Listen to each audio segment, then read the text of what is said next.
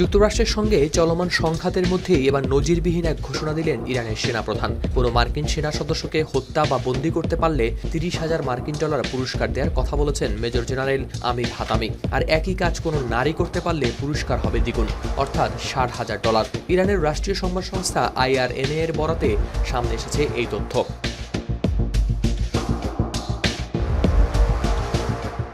আমির Hatami জানান, মার্কিন সেনাদের বিরুদ্ধে এমন পদক্ষেপে আর্থিক সহায়তা দিতে সাধারণ মানুষের কাছ থেকে এসেছে বিপুল সংখ্যক অনুরোধ। এরপরই নেওয়া হয়েছে এই পুরস্কারের পরিকল্পনা। তবে এখানে একটি গুরুত্বপূর্ণ বিষয় রয়েছে। মার্কিন সেনাদের কোথায় বা কখন হত্যা কিংবা বন্দী করার কথা বলা হচ্ছে সে বিষয়ে নির্দিষ্ট কোনো তথ্য দেননি হাতামি। এমনকি চলমান সংঘাতের মধ্যে এখন পর্যন্ত ইরানের ভূখণ্ডে মার্কিন স্থলবাহিনী মোতায়েনের তথ্যও জানা যায়নি। তবে গেল এপ্রিলে ইরানে একটি মার্কিন উড়োজাহাজ বিধ্বস্ত হওয়ার পর এর পাইলটকে উদ্ধারে বিশেষ অভিযান চালিয়েছিল যুক্তরাষ্ট্র।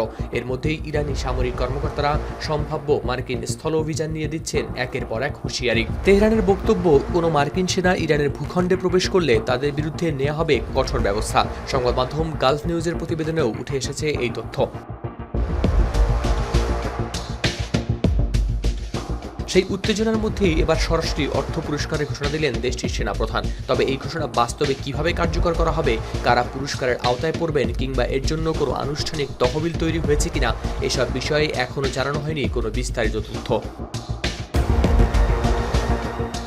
হাওলাদার শামীম, RTV।